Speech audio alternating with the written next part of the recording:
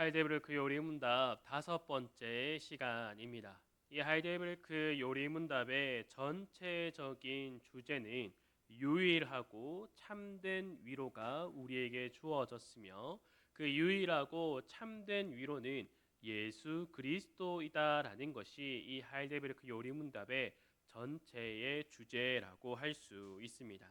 그리고 나서 이 예수 그리스도만이 우리의 유일한 위로가 되는 이유가 무엇인가에 대해서 세 단락으로 나누어서 설명해 주는 것이 하이데베르크 요리문답의 핵심이다라고 했습니다. 그 중에서 우리가 첫 번째 단락을 함께 보고 있습니다. 첫 번째 단락은 3문에서부터 11문까지 이루어지고 있으며 여기서는 우리의 죄와 비참함에 대해서 말해준다라고 하였습니다. 여기서 우리가 조금 유의 있게 살펴볼 것은 우리의 죄의 비참함이 아니라 우리의 죄와 그 죄 가운데 죽어 있는 우리의 비참함이다라는 것을 우리가 저번 주에서부터 해서 계속해서 살펴보고 있습니다. 우리가 저번 하이데베르크 요리문답은 6문에서부터 8문까지의 내용을 살펴보았습니다. 혹시 다들 기억하고 계십니까? 아마 이제 조금 가물가물할 것 같아서 제가 간략하게 먼저 요약을 해드리도록 하겠습니다. 육문에서는 하나님께서는 사람을 그렇게 악하고 패역한 상태로 창조하였습니까? 라는 질문이 이어졌었습니다. 이에 대한 답으로 그렇지 않습니다. 하나님께서는 우리를 하나님의 형상으로 창조하여 주셨다라는 것을 함께 보았죠. 그리고 이 하나님의 형상이 어떠한 의미를 말을 하고 있느냐? 첫 번째로는 하나님을 올바르게 알아가며 하나님을 마음으로 사랑하고 또 하나님과 영원한 복락 가운데서 그와 함께 살아가는 것, 그리고 그분께 찬양과 영광을 돌리는 것이 바로 하나님의 형상으로 창조되었다라는 것의 의미이다라고 했습니다. 그리고 이것을 하나로 정리하면 바로 예수 그리스도이다라는 것을 우리가 살펴보았습니다. 그리고 나서 8문에서는 또 이러한 질문이 이어졌습니다. 그렇다면 우리는 그토록 부패하여 선을 조금도 행할 수 없으며 온갖 악만 행하는 성향을 지니고 있습니까? 라는 질문을 또 던져 주었죠. 이에 대한 답으로 그렇습니다. 우리가 하나님의 성신으로 거듭나지 않는 한 참으로 그렇습니다. 즉 우리가 죄 가운데 죽어 있어서 하나님의 형상을 잃어버린 존재가 되었고 또한 이것이 회복되기 위하여서는 성신, 성령 하나님으로 인하여서 거듭나야지만이 우리가 회복되고 하나님과 더욱더 함께 화목된 삶을 살아갈 수 있다라는 것을 우리가 살펴보았습니다. 즉 여기서 말하고자 하는 것은 하나님께서 우리를 다시금 회복시켜 주시지 않는다면 우리는 절대로 하나님의 형상을 나 스스로 혹은 나 외에 다른 사람을 통하여서 회복될 수 없다라는 것을 우리가 살펴보았습니다. 이처럼 우리는 우리의 죄 가운데 죽어 있었기 때문에 하나님의 형상을 잃어버렸고 결코 우리 스스로 회복할 수 없는 비참한 상태에 놓여 있었다라는 것을 함께 살펴보았습니다. 그리고 나서 이제 제 9문부터 11문까지를 우리가 오늘 살펴볼 건데요. 이 9문과 10문 그리고 11문이 어떻게 이렇게 나왔는가에 대해서 먼저 알아볼 필요가 있습니다. 여기 제 9문부터 11문은 아까 전에 우리가 읽어보았던 8문, 우리가 그토록 부패하여서 선을 조금도 행할 수 없으며 온갖 악만 행하는 성향만 지니고 있습니까? 라는 그 질문에 반하는 심정으로 이 문을 던지고 있는 겁니다. 즉 우리가 조금 더 선한 것이 없습니까? 우리가 착하게 살아가면은 그것이 선한 것이 아닙니까? 라고 하는 이 반하는 심정에서 나오는 질문이 크게 세 가지가 있다라고 나오고 있습니다. 그래서 그 질문 첫 번째가 제 9문입니다. 하나님께서 사람이 행할 수 없는 것을 그의 율법에서 요구하신다면 이것은 부당한 일이 아닙니까? 즉 팔문에서 우리는 아무런 선을 행할 수 없습니다. 우리가 성령 하나님을 통하여서 거듭나지 않는 한 우리가 아무리 착해 보이는 일을 할지라도 그것은 선이 아닙니다라고 했던 이 팔문에 대해서 반하는 것으로, 그러면 하나님께서 우리에게 율법을 행해라 하는 것은 부당한 것이 아닙니까? 라고 이렇게 질문을 던지고 있는 것이죠. 이에 대한 답으로 아닙니다. 하나님은 사람이 행할 수 있도록 창조하셨으나 사람은 마귀의 깸에 빠져 고의로 불순종하였고 그 결과 자기 자신뿐 아니라 그의 모든 후손도 하나님의 그러한 선물들을 상실하게 되었습니다. 라고 말하고 있습니다. 여기서 말하는 것이 무엇입니까? 하나님께서 우리를 하나님의 그 율법을 순종할 수 없는 존재로 창조하지 않으셨다라는 것을 말하고 있죠.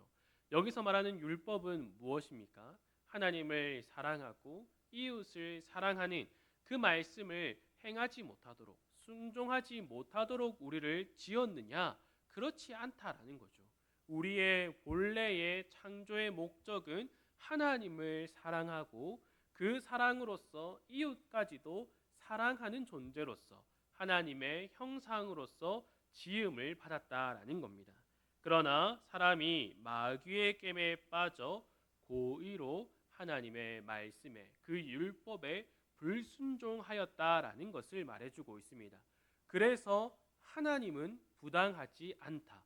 우리가 죄를 지었을 뿐이다라는 것을 말해주고 있습니다. 그러나서 제 신문에서는 하나님께서는 그러한 불순종과 반역을 형벌하지 않고 지나치시겠습니까? 라고 질문을 하고 있습니다. 즉 하나님께서는 부당하지 않으시고 우리가 죄를 지었으니까, 그러니까 부당하지 않은 그 하나님께서 우리의 죄에 대해서 그냥 용서하고 넘어가 주실 수는 없습니까? 라고 질문을 던지고 있는 것이죠. 어떻게든 우리가 죄인이다라는 사실을 회피하기 위하여서 제 신문에서도 이렇게 말을 하고 있습니다. 이에 대한 답으로서 결코 그렇지 않습니다. 하나님께서는 원죄와 자범죄 모두에 대해 심히 진노하셔서 그 죄들을 이 세상에서 그리고 영원히 의로운 심판으로 형벌하실 것입니다.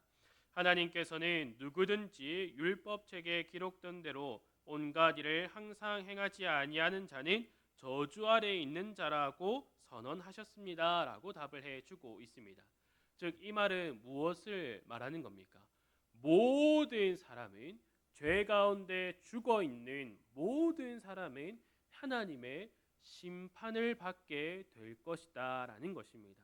그리고 하나님은 그 죄를 결코 가만히 두지 않으신다라는 것을 말해주고 있습니다. 그래서 하나님께서 모든 자들을 심판할 것이다 라고 이렇게 말을 하니까 그 다음에 또 어떤 질문을 던지고 있습니까? 제 11문입니다. 그러나 하나님은 또한 자비하신 분이 아닙니까? 이렇게 이제 또 질문을 던지고 있는 것이죠. 우리들에게 확정된 그 심판, 우리에게 확정된 그 하나님의 벌을 어떻게든 피하기 위하여서 하나님은 그렇게 의로 심판하시는 분이지만 동시에 자비의 하나님이 아니십니까? 하나님은 사랑의 하나님이 아니십니까? 그래서 우리는 그 벌을 피할 수 있지 않겠습니까? 라고 우리의 입장에서 질문을 던지고 있는 것이죠. 이에 대한 답이 어떻게 나오고 있습니까? 하나님은 참으로 자비하신 분이나 동시에 의로우신 분입니다. 죄는 하나님의 지극히 높으신 어미를 거슬러 짓는 것이므로 하나님의 공의는 이 죄에 대해 최고의 형벌, 곧 몸과 영혼에 영원한 형벌을 내릴 것을 요구합니다. 라고 이렇게 답해주고 있습니다. 즉 우리는 죄의 마음을 가진, 또한 죄 가운데 죽어있는 우리는 어떻게든 우리가 죄를 지을 수밖에 없었다라고 변명하기 시작한다라는 겁니다. 그러한 변명이 하나님은 부당한 분이 아닙니까? 라는 질문이 첫 번째로 나오고, 그렇지 않다라고 말을 하니까 그러면 우리 하나님께서는 그 형벌을 우리에게 주시지 않을 수도 있지 않겠습니까? 라고 또 말을 하게 됩니다. 그러나 이에 대한 답이 어떻게 된다 했습니까? 그렇지 않다. 하나님께서는 그 죄에 대해서 반드시 심판하실 것이다 라고 말씀을 해주니까, 그러니까 우리 마음에 또 어떤 마음이 들게 됩니까? 그러나 하나님은 자비로우신 분이 아닙니까? 어떻게 심판만 하시겠습니까? 우리를 그저 용서해 주시는 분이 사랑의 하나님이 아닙니까? 라고 다시금 질문을 던지는 것이죠. 이에 대해서 그렇지 않다. 하나님께서는 자비로우신 분이지만 그와 동시에 심판하시는 분이고 의로우신 분이다라는 것을 더욱더 굳게 말해주고 있다라는 겁니다. 그래서 우리가 오늘 이 하이데벨크 요리문답을 가지고 또 함께 깊게 살펴보면, 문 1을 보면 제8문에서 하나님의 성신, 성령으로 거듭나지 않는 한 선을 조금 더 행할 수 없고 온갖 악만 행하는 성향을 가지고 있다고 한 가르침에 어떤 질문을 이어서 하나요에 대한 답을 우리가 다 넣을 수 있겠죠. 구문에서는 하나님께서 사람이 행할 수 없는 것을 그의 율법에서 요구하신다면 이것은 부당한 일이 아닙니까? 라고 질문을 던지고, 또 그에 대해 이어서 제10문에서 하나님께서는 그러한 불순종과 반역을 형벌하지 않고 지나치시지 않겠습니까? 이렇게 또 물어볼 수도 있다라는 겁니다.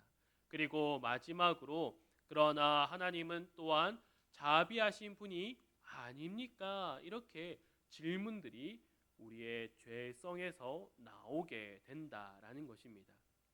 어떻게든 하나님께서 주시는 그 형벌을 피함으로 우리가 죄 없다라고 자랑하고자 하는 그 마음이, 우리는 더 이상 죄인이 아니다라고 말하고 싶은 그 마음이 죄인에서 계속해서 나온다라는 겁니다. 그러나 하나님께서 말씀하시는 바가 무엇입니까?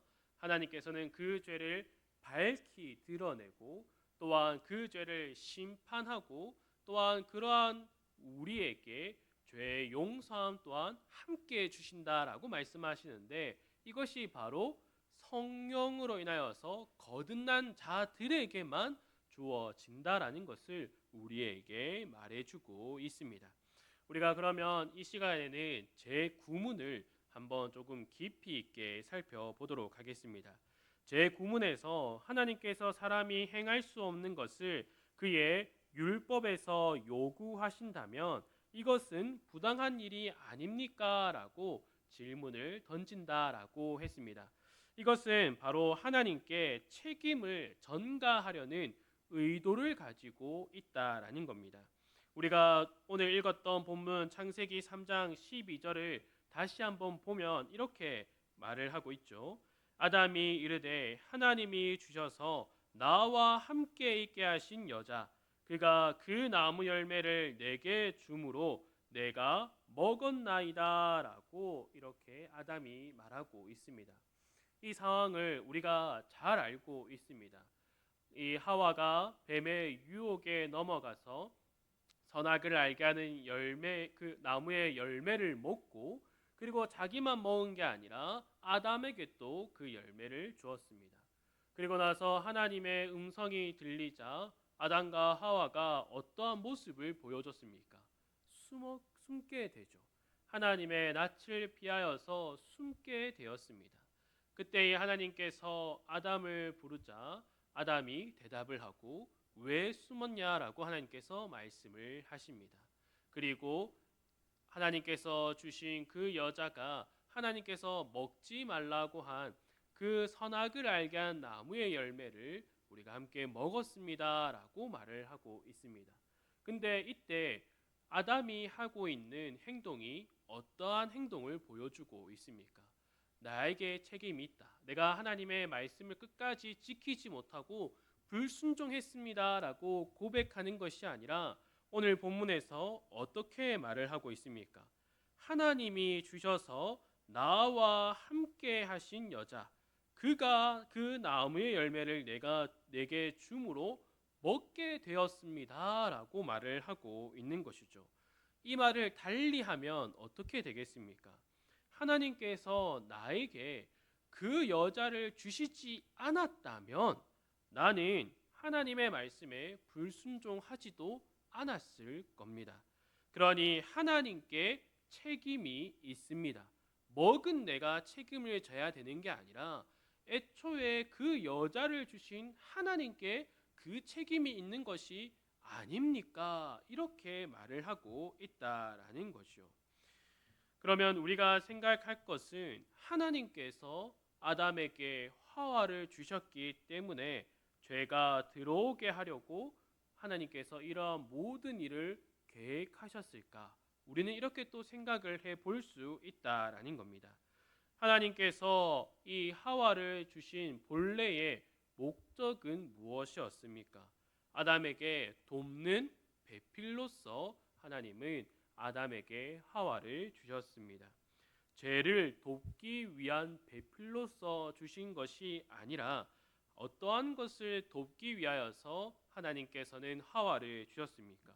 바로 우리가 조금 전에 살펴보았던 것처럼 하나님의 형상으로 지음받은 하나님의 그 백성 아담이 하나님의 형상으로서 주어진 복들을 온전히 누릴 수 있도록 돕는 배필로서 하와가 주어졌다라는 겁니다. 하나님의 형상으로서 하나님과 더욱더 가까이 하고 또한 하나님을 더욱더 사랑하고 하나님을 더욱더 바르게 알아가며 영원 복락을 하나님과 더욱더 풍성히 누리기 위하여서 하나님은 이러한 일들을 돕기 위한 배필로서 하와를 주셨다라는 것이요. 그렇게 하와를 주신 것은 하와를 통하여 죄가 이 세상에 들어오도록 한 것이 아니다라는 것을 우리가 먼저 알아야 하는 것이죠. 그러면 우리가 또 이어서 살펴볼 것은 하와가 뱀의 유혹에 넘어간 것은 무엇 때문이냐라고 우리가 질문할 수도 있습니다. 하나님께서 정말로 하와를 통하여서 죄가 이 세상에 들어오지 않게 하시려고 했다면 애초에 그 뱀이 있을 필요가 없지 않습니까? 라고 우리는 질문을 할 수 있다라는 겁니다. 그러나 이러한 우리의 생각에 제 구문의 답에 이렇게 말을 하고 있습니다. 사람은 마귀의 깸에 빠져 고의로 불순종하였다라고 말을 하고 있습니다. 여기서 마귀의 깸에 빠졌다라고 먼저 이야기를 하고 있는 것이죠. 우리가 욥기에서 알 수 있듯이 하나님은 마귀를 통하여서 죄를 짓도록 하는 것이 아니라 사람을 시험하도록만 허락하신다라는 것을 우리가 알 수 있습니다. 이 시험에 넘어가는 것은 순전히 사람의 책임이 있다라는 것을 말해주고 있는 것이죠. 이를 잘 알 수 있는 것이 하나님의 명령과 그리고 뱀의 유혹에 대한 하와의 대답을 통하여서 우리가 살펴볼 수 있습니다. 먼저 하나님의 명령은 어떠한 명령이었습니까? 창세기 2장 17절에 보면 선악을 알게 하는 나무의 열매는 먹지 말라. 내가 먹는 날에는 반드시 죽으리라 하시다라고 나와 있습니다. 그러나 뱀의 유혹 가운데서 하와는 어떻게 대답을 하고 있었습니까?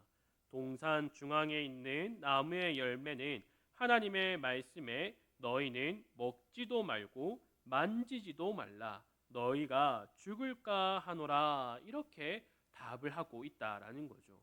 뭔가 하나님께서 하신 말씀과 비슷해 보이지만 다르다라는 것을 우리가 알 수 있습니다.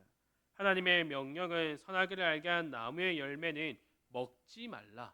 내가 먹는 날에는 반드시 죽으리라라고 간결하고도 명료하게 말씀해 주셨습니다. 그러나 하와는 다르게 그것을 말을 하고 있다라는 겁니다. 하와는 먼저 어떻게 말을 하고 있습니까? 반드시 죽으리라라고 하나님께서 말씀하셨는데 하와는 죽을까 하노라라고 바꾸어 말하고 있다라는 것이죠. 하와는 하나님의 말씀을 듣고 그것을 제대로 묵상하거나 거듭해서 생각하지 않았다라는 것을 알 수 있습니다. 그리고 죽음이라는 문제를 깊이 생각해야만 했지만 자신에게는 내가 정말 죽을까? 죽음이라는 그 단어가 생소했는데 그것을 더 깊이 생각하지 않았다라는 것입니다. 그것을 온전히 가볍게만 생각했다라는 것이죠. 그래서 하나님의 형상으로 창조된 내가 정말로 죽을까라는 생각을 가지고 있었고 죽을까 하노라라는 그 답으로 나오고 있다라는 겁니다. 그리고 두 번째로는 만지지 말라라는 말이 첨가되고 있다라는 거지요. 선악을 알게 하는 그 나무는 만져도 됐습니다. 그리고 그 나무에서 나오는 열매도 만질 수도 있었습니다. 아담과 하와는 동산 중앙에 있는 두 나무, 생명나무와 또한 선악을 알게 하는 나무를 볼 때마다 하나님의 명령과 그 명령을 주신 하나님을 더욱더 깊이 생각을 했을 겁니다. 그래서 그 나무들에 가까이 가면 가까이 갈수록 하나님을 더욱더 생각하고 하나님의 말씀을 더 깊이 생각을 해야 했습니다. 그러나 하와가 어떻게 말을 하고 있습니까? 만지지도 않았다라고 말을 하고 있는 것이죠. 이 말은 가까이 하지도 않았다라고 하는 말과 같은 것이죠. 이는 단지 선악을 알게 하는 나무를 가까이 하지 않았다라는 것뿐만 아니라 하나님과 하나님의 말씀을 가까이 하지 않았다라는 의미로도 해석할 수 있습니다. 그래서 마귀에게 틈을 보여주고 있다라는 겁니다. 그리고 마지막으로 선악을 알게 하는 나무를 어떻게 다르게 표현하고 있습니까? 동산 중앙에 있는 나무로 바꾸어서 표현을 하고 있다라는 거죠. 하나님은 동산의 모든 나무의 열매를 먹을 수 있다라고 하시고 다만 동산 중앙에 있는 선악을 알게 하는 나무의 실과는 먹지 말라라고 분명하게 말씀해 주셨습니다. 동산의 수많은 나무들 중에서도 하나님께서는 그 선악을 알게 하는 나무를 콕 집어 말씀하셨고 그 열매를 먹지 말라라고 하셨습니다. 그래서 선악을 알게 하는 나무의 열매를 이 하와와 아담은 더욱더 분명하게 알아야 했었습니다. 그러나 하와는 그것을 모호하게 만들고 있다라는 거죠. 선악을 알게 하는 나무가 아니라 동산 중앙에 있는 나무로서 아주 아주 애매한 것으로 지금 바꾸고 있다라는 것입니다. 자신들이 하나님께서 만드신 동산 안에 있고 또한 자신들 또한 하나님께서 만드신 피조물이며 하나님의 말씀에 순종해야 하는 것을 그들은 늘 동산 중앙을 볼 때마다 하나님의 말씀을 기억하며 그들은 알아가야 했습니다. 그러나 하와가 지금 이 선악을 알게 하는 나무를 동산 중앙에 있는 나무로 바꾸어 표현함으로써 지금 어떠한 상태로 바뀌고 있는가에 대해서 말을 해주고 있습니다. 지금 이 하와는 동산과 그 다음에 동산 중앙을 대리시켜서 이해하고 있다라는 겁니다. 지금 이 하와가 하고 있는 행동은 동산 중앙은 하나님의 영역 그리고 그 밖에 있는 것은 나의 영역으로서 생각하면서 하나님의 영역과 나의 영역을 대립시키고 있다라는 겁니다. 하나님은 아담과 하와를 하나님께서 만드신 그 동산 안에 두셨습니다. 그래서 그 동산 안에서는 하나님과의 어떠한 대립적인 관계가 아니라 어디 것은 하나님의 영역, 어디까지는 나의 영역으로서 주어진 것이 아니라 모든 것이 하나님의 영역이며 또한 그 영역 안에 아담과 하와가 살아가고 있다라는 그것을 깨닫지 못하고 하와는 하나님의 영역과 나의 영역으로서 나누어서 지금 살펴보고 있다라는 것입니다. 이러한 틈으로 인하여서 뱀의 유혹이 왔을 때에 그 유혹을 하와는 떨쳐내지 못했다라는 것을 말해주고 있습니다. 하와는 하나님의 말씀을 자기 스스로 더하거나 빼거나 또는 바꿈을 통하여서 자신의 그 스스로 죄에 빠지고 있다라는 것을 말해주고 있습니다. 그래서 고의로 불순종하였다라고 말을 하고 있는 것이죠. 고의로 불순종한 이 결과로서 어떠한 것들이 펼쳐지기 시작했습니까? 자기 자신뿐만 아니라 그의 모든 후손도 하나님의 그러한 선물들을 상실하게 되었다라고 말하고 있습니다. 그럼 여기서 말을 하고 있는 하나님의 그러한 선물은 무엇을 의미하겠습니까? 우리가 조금 전에 살펴보았던 하나님의 형상이 되는 것이죠. 하나님의 형상은 어떠한 의미가 있다라고 했습니까?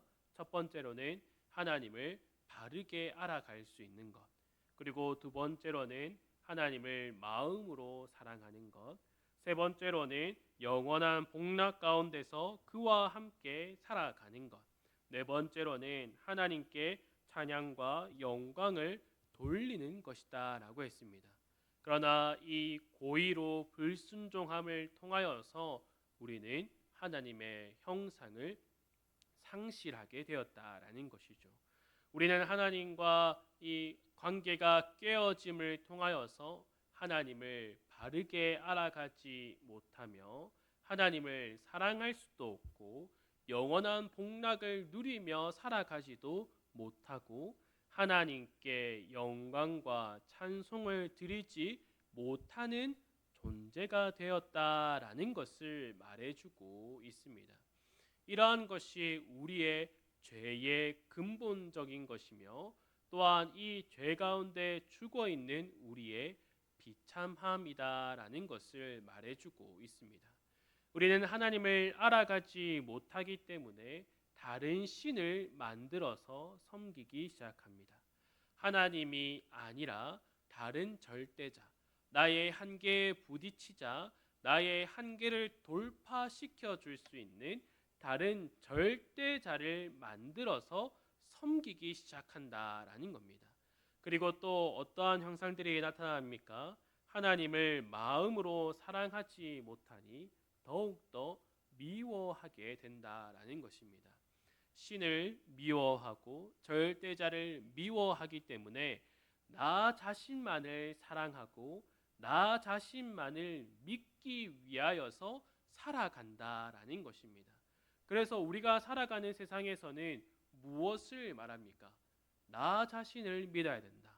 나 자신을 믿지 않고서는 그 어떠한 일도 할 수 없다라고 말을 한다라는 겁니다.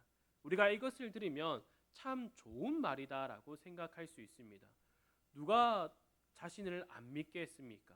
이 세상을 살아갈 때에 먼저 자신을 믿는다는 것이 가장 큰 것이다라고 생각할 수 있습니다. 그러나 나를 믿는다라는 것, 나를 더욱더 신뢰한다라는 것은 하나님을 사랑하지 못한다라는 것의 첫 단추이다라는 것을 말해주고 있습니다. 그리고 영원한 복락 가운데서 그와 함께 살아가지 못하는 우리들에게 죽음, 그 사망이다라는 것이 우리에게 들어오게 되었다라는 겁니다. 또한 영원한 복락을 이 세상에서 누리지 못함을 통하여서 우리는 수많은 고단한 삶을 살아갈 수밖에 없는 존재가 되었다라는 것을 우리가 깨닫게 된다라는 겁니다. 그러면 우리가 여기서 한 가지 질문을 던질 수가 있죠. 우리는 예수 그리스도를 통하여서 믿음으로써 구원받은 자들이고 이제는 죄인이 아니라 하나님의 양자가 되어서 하나님을 아버지라 부르는 자녀이자 거룩한 무리, 성도가 된 자들입니다. 그래서 우리는 우리를 향하여서 죄인이다라고 말하지 않고 하나님의 자녀라고 말을 하며 그리스도의 것이 된 자, 새 생명을 통하여서 새 사람이 된 자, 성령 하나님을 통하여서 거듭난 자라고 말을 합니다. 그러나 우리에게 왜 계속해서 고단한 인생, 고단한 삶이 이어집니까? 우리가 정말로 거듭났다면 새 생명을 누리는 자라고 하면 우리에게 있어서는 앞으로 영원한 복락을 누리면서 형통한 삶, 정말로 탄탄대로가 펼쳐져야 되는 것 아닙니까? 우리가 믿기만 하고 또한 믿음이 온 그 순간부터 우리가 살아가는 이 삶에서는 영원히 즐거움과 기쁨이 있어야 하는 것 아닙니까? 라고 질문을 하는 또 성도들이 있습니다. 그러나 여기서 우리가 잊어버리는 것이 무엇이겠습니까? 아담과 하와의 불순종으로 인하여서 이 세상에 죄가 들어왔을 때에 우리만 죄 가운데에 죽게 된 것이 아니다라는 겁니다. 하나님께서 창조하신 모든 피조 세계가 죄 가운데에 물들었다라는 것을 우리가 깨달아야 한다라는 것이죠. 그렇기에 우리가 하나님의 그 택한 백성으로서 구원받았음에도 불구하고 여전히 죄 가운데에 죽어 있는 이들이 있으며 또한 그 죄에 물든 세상 속에 여전히 살아가기 때문에 우리들 앞에 여전히 고단한 삶들이 펼쳐져 있기 때문입니다. 그리고 우리 가운데 여전히 죄의 본성이 남아있기 때문에 우리가 생각하는 복이 세상에서 말하는 복과 일치하게 생각하는 경향이 있다라는 겁니다. 하나님께서 말씀하시는 복을 먼저 생각하는 것이 아니라 우리에게 그 죄의 본성이 있기 때문에 세상에서 말을 하는 복을 따라서 우리가 그 복만을 생각하며 살아가게 된다라는 것이죠. 세상이 말하는 복들은 무엇이 있습니까? 성공한 삶, 늘 부족함 없는 삶, 늘 돈이 넘쳐나는 삶, 늘 하는 사업들이 다 성공하는 삶, 자녀가 늘 잘 자라가는 것이 세상에서 말을 하는 복이다라는 겁니다. 그럼 이러한 복이 성도들에게는 주어지지 않느냐? 그렇지 않습니다. 성도들에게도 이러한 복이 주어집니다. 그러나 세상이 말하는 복을 넘어선 것이 하나님께서 우리에게 하나님의 자녀들에게 주어지는 복이다라는 사실을 우리는 기억해야 한다라는 것입니다.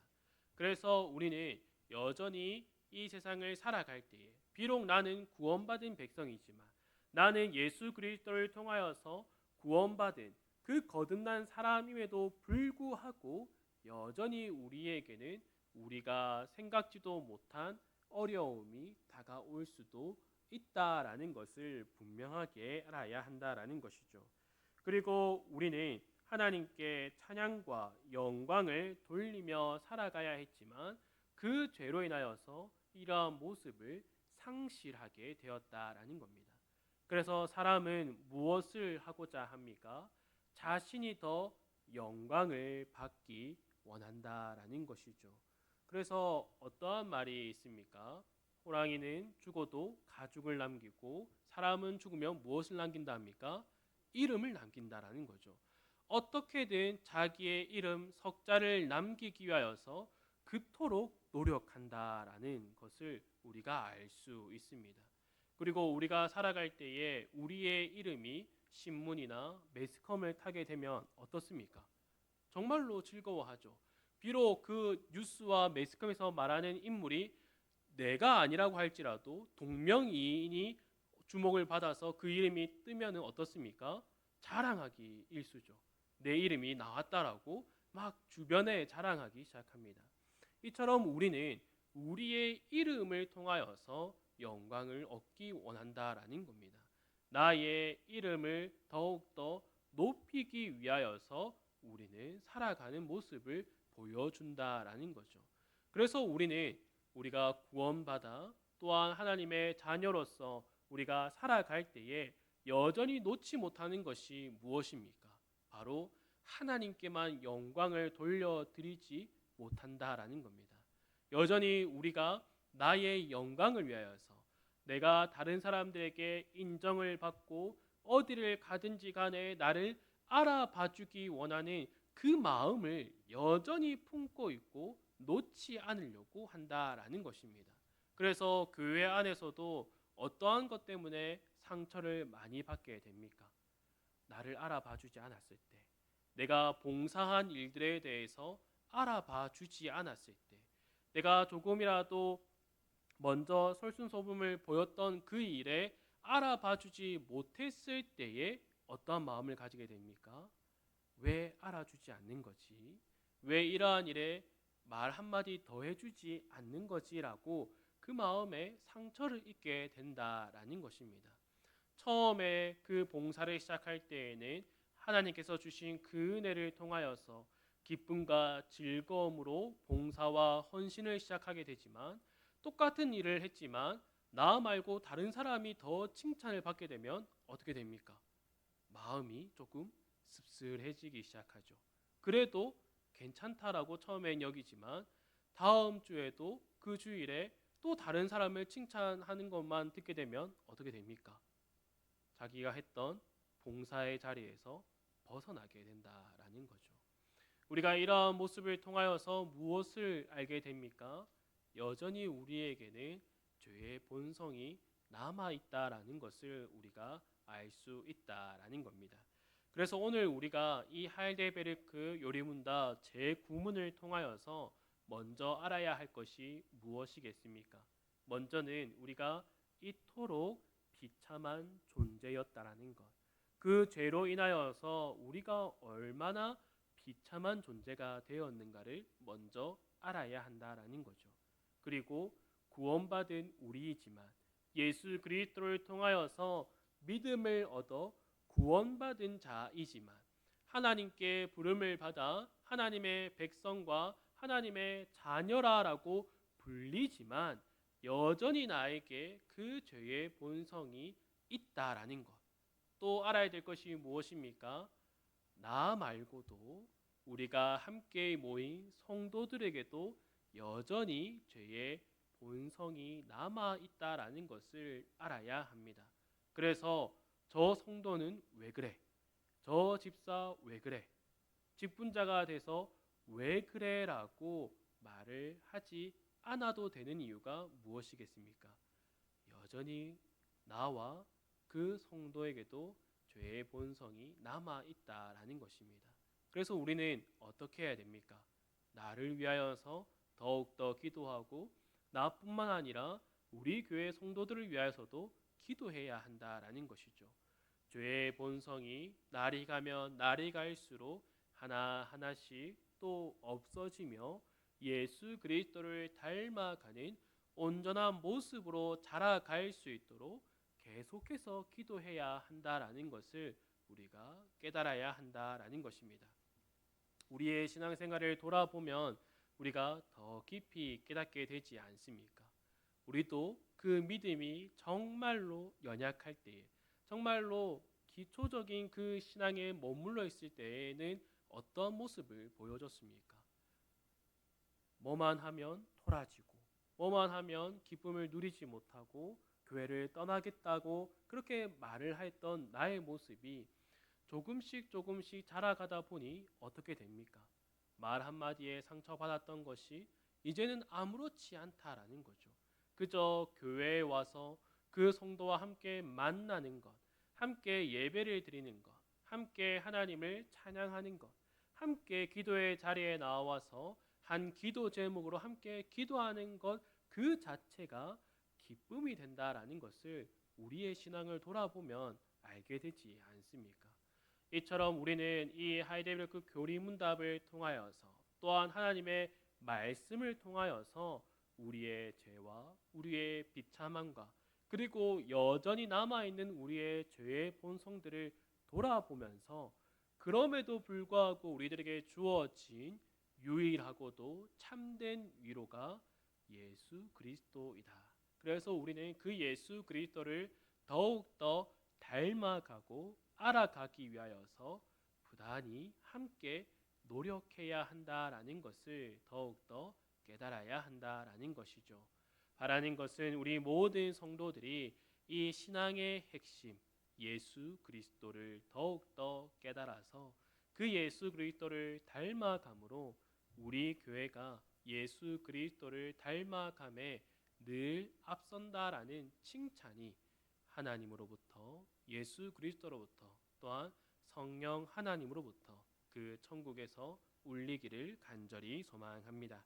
함께 기도하도록 하겠습니다. 하나님 아버지 감사합니다. 우리가 또 오늘 말씀을 통하여서 하나님을 더욱더 바라보며 또한 예수 그리스도를 닮아가고자 더욱더 소망하며 또 이를 위하여서 성령 하나님께 더욱더 간절히 간구할 수 있도록 우리의 심령을 붙들어 주시기를 간절히 소망합니다. 더욱더 우리의 유일하고도 참된 위로 오직 예수 그리스도만을 바라보며 달려가는 우리 모든 성도들이 될 수 있도록 끝까지 인도하여 주시옵소서. 이 모든 것 예수님의 이름으로 기도드립니다. 아멘.